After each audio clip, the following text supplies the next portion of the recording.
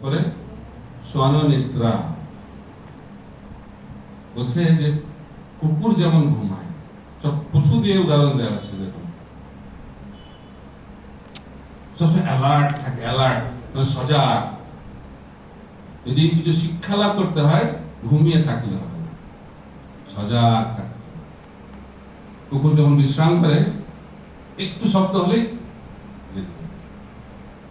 তাই আমাদের সবসময় সজাগ থাকতে হবে, অ্যালার্ট। ছাত্র যদি শিক্ষা লাভ করতে চায় তাহলে অ্যালার্ট, সজাগ। ঠিক বুঝেছে? এটা হচ্ছে ছাত্রের তৃতীয় লক্ষ্য। তারপর চতুর্থ, অল্পাহারী। এটা শুনে দুঃখ পাওয়ার কোনো কারণ নেই, আমি ভালোভাবে ব্যাখ্যা করব। অল্পাহারী মানে কম খেতে, এটা একটা মান। তো গীতাতে কি বলা হচ্ছে, ভগবান কৃষ্ণ কি বলছেন, দুঃখ থেকে মুক্ত হতে চাই তাহলে কি করতে হবে, আমাদের জীবনটাকে এমন ভাবে করতে হবে, গড়ে তুলতে হবে যাতে সেটা ব্যালেন্সড জীবন হয়। যুক্তাহার বিহারস্য যুক্তচষ্টস্য কর্মসু যুক্ত স্বপ্নাববোধস্য যোগ ভবতি দুঃখহা। এই জগতে যত দুঃখ আছে সব দুঃখ চলে যাবে যদি আমরা জীবনটা রেগুলেটেড বাংলা কি হবে, নিয়মিত আহার, নিয়মিত বিহার, সবকিছু যদি আমরা নিয়মিত ভাবে করি। অল্পাহারী তার একটা মানে হচ্ছে যে আহারটা কম করতে হবে। তো সেটা হচ্ছে বাহ্যিক মানে। অভ্যন্তরীণ মানে হচ্ছে ইন্দ্রিয় সংযম। তো ইন্দ্রিয় সংযমটা হচ্ছে ছাত্র জীবনের একটা সবথেকে গুরুত্বপূর্ণ অঙ্গ। বৈদিক সংস্কৃতিতে 5 বছর বয়সে সমস্ত বাচ্চাদেরকে গুরুকুলে পাঠানো হয়। গুরুকুলে কেন পাঠানো হতো? সেখানে গুরুর কাছ থেকে তারা শিক্ষা লাভ করত, এবং শিক্ষা লাভের সব থেকে গুরুত্বপূর্ণ অঙ্গ হচ্ছে ইন্দ্রিয় সংযম। যদি ইন্দ্রিয় সংযম না হয় তাহলে চরিত্র গঠন হবে না। ইন্দ্রিয় তৃপ্তি চরিত্রকে নষ্ট করে, আর ইন্দ্রিয় সংযম চরিত্র গঠনে আমাদের সহযোগিতা করে। চরিত্র ভালো হলে কি লাভ হবে আর চরিত্র খারাপ হলে কি হবে সেটা আমাদের জানা দরকার। তোমাদের মধ্যে কি মনে হচ্ছে, চরিত্র ভালো হওয়া ভালো না চরিত্র খারাপ হলে কোনো অসুবিধা নেই? কি মনে হচ্ছে? কারা কারা মনে করছে ভালো চরিত্র, গুড ক্যারেক্টার খুব গুরুত্বপূর্ণ জীবনে? খুব ভালো। তাহলে অন্তত পক্ষে তোমরা হাত তুলে সম্মতি জানিয়েছ। চরিত্র গঠনটা অত্যন্ত গুরুত্বপূর্ণ। এটা হচ্ছে ফাউন্ডেশন। ফাউন্ডেশন মানে ভিত। এই যে বাড়িটা, এই বাড়িটার ভিত যদি ভালো না হয় তাহলে ভবিষ্যতে বিপদ আসতে পারে, ভেঙে পড়তে পারে। যদি ভিত ভালো হয় তাহলে ভেঙে পড়বে না। কিন্তু ভিতটা দেখা যায় না। যেমন গাছের মূল দেখা যায়, বাড়ির ভিত দেখা যায়, কিন্তু গাছের কোয়ালিটি, বাড়ির কোয়ালিটি কার উপর নির্ভর করে? ঠিক একইভাবে চরিত্র বাহ্যিকভাবে দেখা যায় না, কিন্তু সচ্চরিত্র হলে তার এক ধরনের বহিঃপ্রকাশ হবে, আর চরিত্র ভালো না হলে আরেক ধরনের বহিঃপ্রকাশ হবে। যেটা দেখা যায় না তার উপর নির্ভর করে যেটা দেখা যাচ্ছে তার গুণগত মান। তাই আমাদের জীবনের গুণগত মান নির্ভর করবে যখন আমাদের চরিত্রটা সচ্চরিত্র। তাই ছাত্রের লক্ষ্য হচ্ছে অল্পাহারী মানে ইন্দ্রিয় সংযম। ইন্দ্রিয় যেদিকে টানবে সেদিকে গেলে কি হবে? চরিত্র নষ্ট। কারণ স্বাভাবিকভাবে আমরা ইন্দ্রিয় বস্তুর দিকে ধাবিত হই। গীতাতে ভগবান বলছেন ধ্যায়তে বিষয়ান পুরুষঃ। মন কোন দিকে যায়? মন কার ধ্যান করে? সবসময় বিষয়ের ধ্যান করে। এখন কার ধ্যান করে? মোবাইলের ধ্যান করে। কখন মোবাইলটা খুলবো, কখন ইন্টারনেটটা অন করব, কখন ফেসবুকটা খুলব। এই যে ধ্যায়তে বিষয়ান, মন সবসময় কোথায়? মোবাইলে। এখন মায়াকে খুব দূরে রাখতে হয় না, মায়া এখন আমাদের পকেটেই থাকে। আমরা মায়াকে কোথায় নিয়ে ঘুরছি? পকেটে।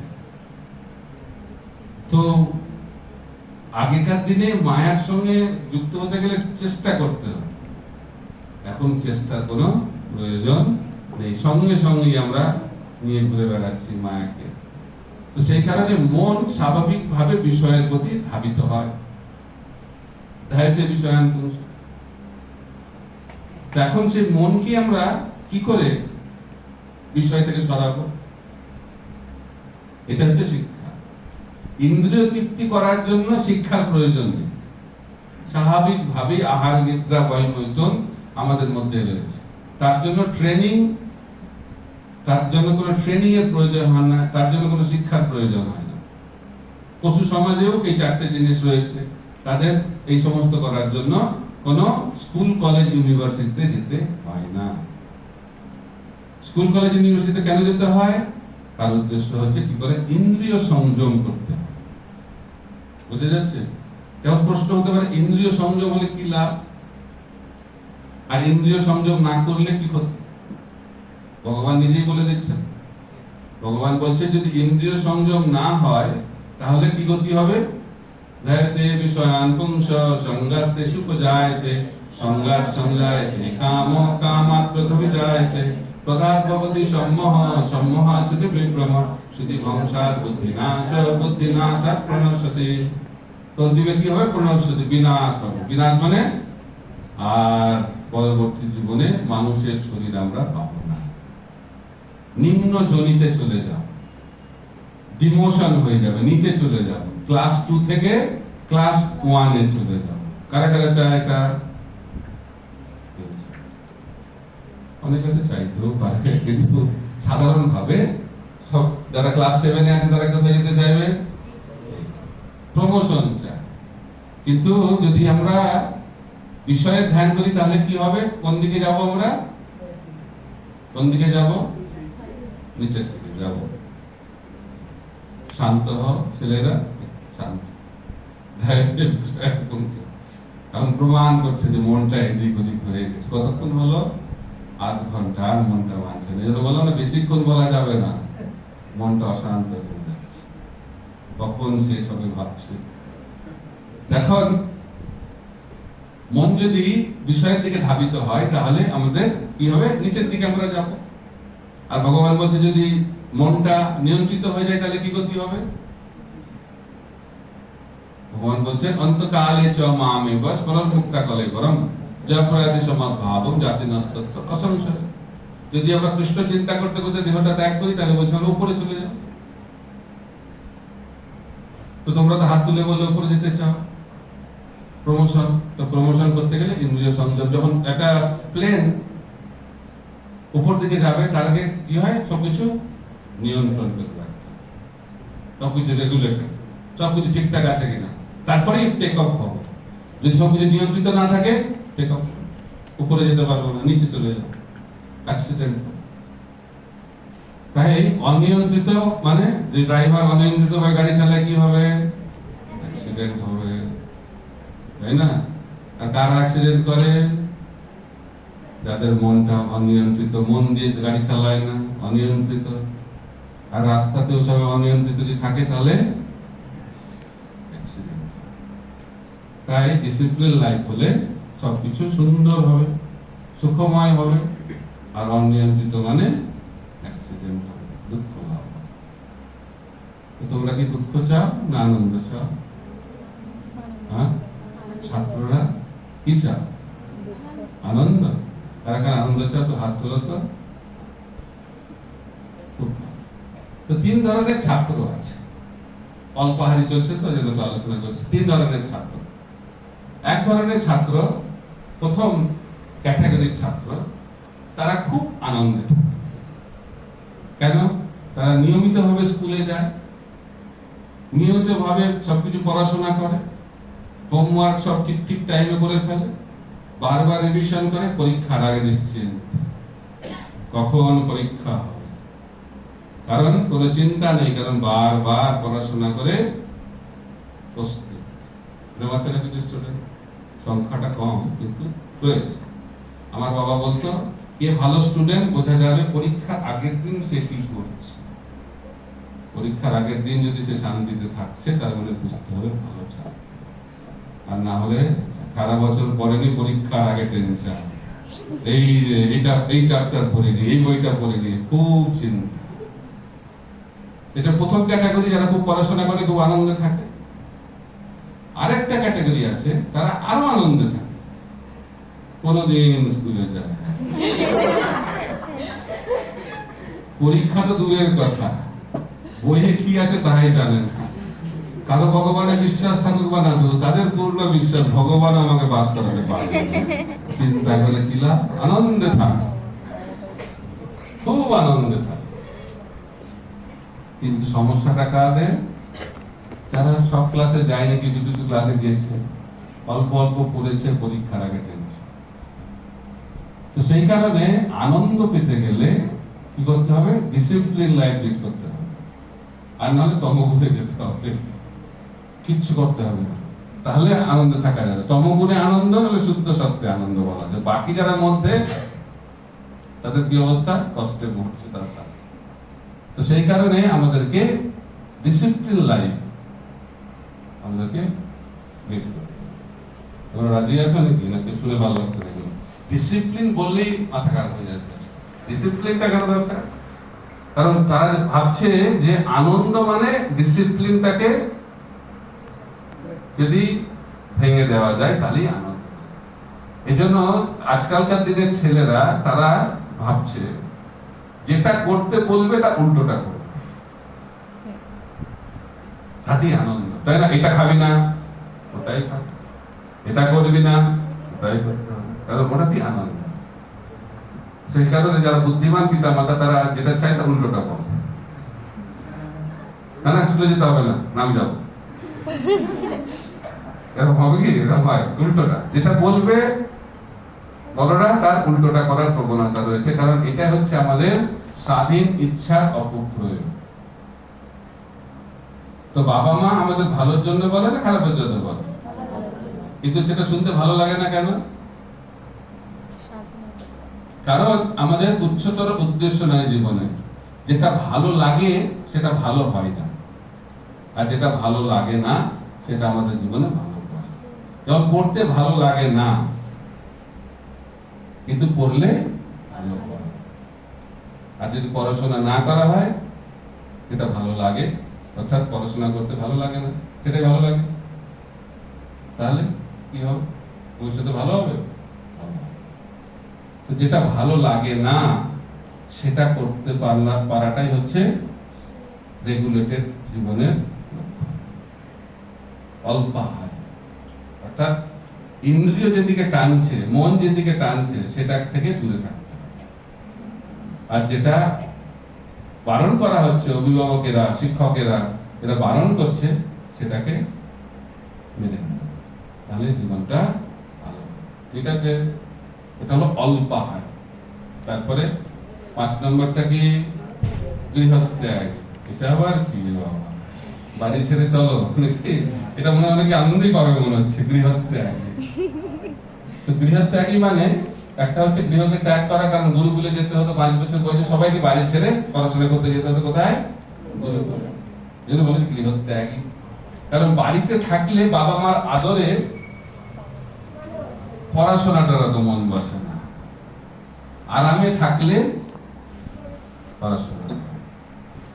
এটা একটা খালি কোনো শিক্ষা, কোনো ভালো জিনিস যদি জীবনে আমরা লাভ করতে চাই, এই কমফোর্ট জোনকে ছাড়তে হবে। আরাম বহুল জীবন পতনের কারণ। যত আরাম তত জীবনে কি হবে? খারাপ। ছাত্র যদি ভালো কিছু করতে চায় জীবনে, আরাম জীবনটাকে ছাড়তে। ব্রহ্মচারী আশ্রমে প্রভুপাদ সিস্টেম করে সিম্পল থাকবে, গুরুকুল জীবনে সিম্পল থাকবে। এটা হচ্ছে বিদ্যার্থীদের লক্ষণ। কি লক্ষণ? গৃহত্যাগ। এখন যারা বাড়িতে আছে তারা কি করবে? চিন্তায় পড়ে গেছে। হ্যাঁ, কি করবে? কোথায়? গুরুকুলে চলে যাবো বলছে। গুরুকুলটা এখানে বলছে বাড়ির পাশে। তো এটা আসল মানে নয়। আসল মানে হচ্ছে আমাদের আরামদায়ক জীবন, ওটা সরল ভাবে থাকতে হবে। কিন্তু যাদের আরামদায়ক বাড়ি তারা কি করবে? এখানে বাবা মায়েরাও রয়েছে। তো অনুরোধ যে আমাদের এখন দেখা যাচ্ছে কোনো বাচ্চারা যখন বড় হচ্ছে কোন চ্যালেঞ্জের মোকাবিলা করতে পারছে না। কেন? কারণ ছাত্র অবস্থায় কোনো চ্যালেঞ্জকে সে গ্রহণ করে। এটা হচ্ছে ট্রেনিং। ছাত্র অবস্থায় জীবনকে কি করে মোকাবিলা করতে হয় তার শিক্ষা লাভ করতে হয়। বই পড়ে পরীক্ষা দিলাম, একটা সার্টিফিকেট পেলাম, সেটা খালি জীবনের উদ্দেশ্য না। সেটা থাকতে পারে, কোনো অসুবিধা নাই, কিন্তু জীবনের সমস্যার মোকাবিলা করার জন্য যে মাইন্ড ট্রেনিং, মনের যে প্রশিক্ষণ, সেটা অত্যন্ত গুরুত্বপূর্ণ। তাই যে সমস্ত ছেলেমেয়েরা বাড়িতে থাকে তাদের পিতামাতাদের কর্তব্য সেই ট্রেনিং প্রদান। আমরা ভাবছি ও 90% পেয়ে গেল, 95% পেয়ে গেল, ডিগ্রি হয়ে গেল, ডাক্তার হয়ে গেল, ইঞ্জিনিয়ার হয়ে গেল, প্রফেসরের জীবনটা সফল হয়ে গেল। এটা সফলতার আসল লক্ষণ না। তার মানে ডাক্তার ইঞ্জিনিয়ার হবে না সেটা কোনো গুরুত্ব নেই, ডাক্তার ইঞ্জিনিয়ার হতে পারে, কিন্তু জীবনে যদি আমি সমস্যার মোকাবিলা করার যোগ্যতা অর্জন না করলাম, তাহলে জীবনে ছোট সমস্যা হলেই হতাশায় ভেঙে পড়ে। তাই জন্য এখন দেখা যাচ্ছে ছাত্রছাত্রীরা ছাত্র অবস্থাতেই বিভিন্ন হতাশা সম্মুখীন হচ্ছে, একাকিত্ব বোধ করছে, সবাই একা ফিল করছে। একটা ঘরে কতজন থাকে, একটা ক্লাসরুমে কতজন থাকে, তাও একা একা লাগছে। Loneliness is killing the whole society nowadays. কেন? কারণ আমাদের জীবনটা কৃত্রিম হয়ে গেছে, কোনো বন্ধু নেই, বন্ধু একা। কারণ আমরা দৌড়াচ্ছি, দৌড়ালে কি বন্ধু পাওয়া যায় না? সবাই দৌড়াচ্ছে, কোথায় দৌড়াচ্ছে? দৌড়াতে হবে তাই দৌড়াচ্ছে, আর ব্যাগটাও খুব ভারী, সবকিছু ইমব্যালেন্স। ব্যালেন্স, কৃষ্ণ ভগবদ্গীতাতে বলছেন ব্যালেন্স লাইফ লিড করতে হবে। কিন্তু ছোটবেলা থেকে, আজকাল তো জন্ম হওয়ার আগেই বাবা মা ঠিক করছে যে কোন স্কুলে পড়বে। আগে থেকেই চিন্তা করছে যে সে ডাক্তার হবে, ইঞ্জিনিয়ার হবে, নহলে জীবনে আর কি করলো ছেলে। আমি ডাক্তার ইঞ্জিনিয়ারের বিরুদ্ধে বলছি না, কিন্তু ডাক্তার ইঞ্জিনিয়ার হওয়াটা জীবনের সফলতা নয়।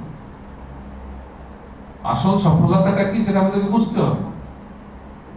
তো সেই সফলতা যে চাবিকাঠি, সেটা আমরা ছাত্র জীবনে লাভ করব, সেটা হচ্ছে প্রশিক্ষণ। তো সেই প্রশিক্ষণটা হচ্ছে অত্যন্ত গুরুত্বপূর্ণ অঙ্গ ছাত্র জীবনে। একই সঙ্গে যে আমরা ডিগ্রি লাভ করছি সেটাও খুব গুরুত্বপূর্ণ, কিন্তু সেই সঙ্গে যদি চরিত্র গঠন না হয়, তাহলে আমরা আসল পরীক্ষায় পাস করতে পারব না। জীবন পরীক্ষায় যদি আমরা পাস করতে চাই, তাহলে আমাদের চরিত্রটাকে সুন্দরভাবে গড়ে তুলতে হবে। সেই কারণে এই শিক্ষা, যে 5টি জিনিস আমরা আজকে আলোচনা করলাম, অত্যন্ত গুরুত্বপূর্ণ। প্রথমটা কি মনে আছে? কাকচেষ্টা থেকে আমরা কি শিক্ষা লাভ করলাম? কঠোর পরিশ্রম। কি করতে হবে?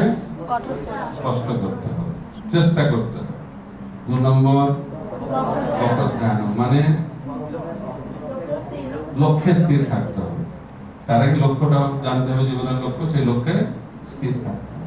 3 নম্বর শয়ননিদ্রা, মানে সজাগ থাকতে হবে, সবসময় সতর্ক থাকতে হবে, অ্যালার্ট থাকতে হবে। 4 নম্বর অল্পাহার, এটা মানে কি? ইন্দ্রিয় সংযম। আর 5 নম্বর গৃহত্যাগী, মানে কমফোর্ট জোন থেকে বেরিয়ে আসতে হবে, আরামদায়ক জীবন থেকে বেরিয়ে আসতে হবে। শিখে গেছে তো? তাহলে এখন তোমরা সমস্ত লক্ষণ তোমাদের মধ্যে এখন প্রকাশ পেয়ে গেছে। এই 5টি লক্ষণ যদি আমাদের জীবনে আমরা প্রকাশিত করতে পারি, তাহলে আমরা আদর্শ ছাত্র, আদর্শ বিদ্যার্থীতে পরিণত হব। হয়ে গেল?